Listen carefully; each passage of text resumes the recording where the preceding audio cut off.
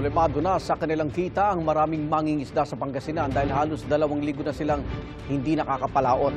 Dulot ng sunod-sunod na bagyo. Sa Dagupan City, hindi pa rin humuhupa ang baha sa ilang lugar doon. Kaya nangangamba ang mga residente sa magiging epekto ng bagong bagyo. Live mula sa Dagupan, may unang balita si Claire Lacanilao Dungka ng GMA Regional TV.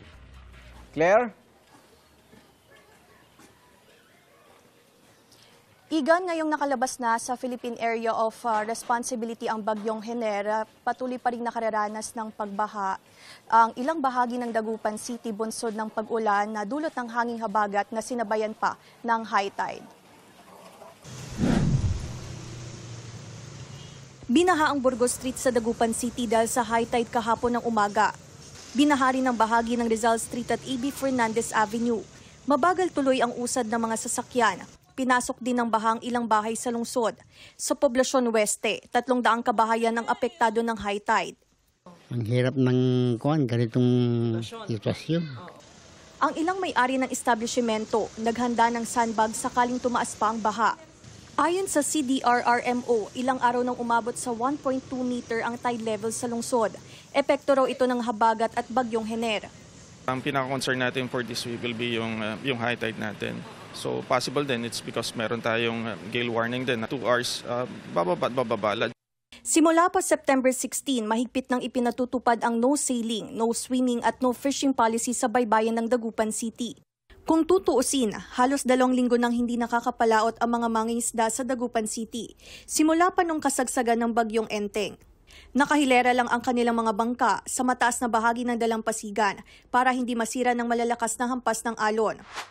Sa Kalasyaw, Pangasinan, hindi pa man tuluyang humuhupa ang baha sa Barangay Talibao dahil sa epekto ng habagat at nagdaang bagyong Enteng. Nangangamba ulit ang mga residente dahil sa epekto ng bagyong Hener. Kaya hindi muna ibinababa ang kanilang mga gamit mula sa ikalawang palapag ng kanilang bahay.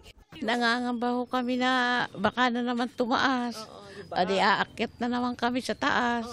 Kung malakas ang buhos ng ulan, tataas din daw ang antas ng Marusay River. Yan po ang isa sa minomonitor at binabantayan po natin. Nakatutok ang MDRRMO sa 7 barangay na hanggang ngayon ay nakararanas pa rin ng baha.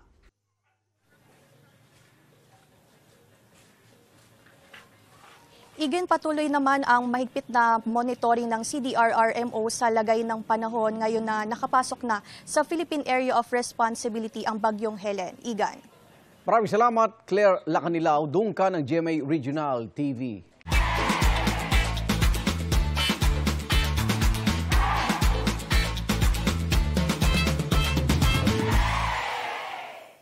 Igan, mauna ka sa mga balita. Mag-subscribe sa GMA Integrated News sa YouTube. Sa mga kapuso abroad, subaybayan nyo kami sa GMA Pinoy TV at sa www.gmanews.tv.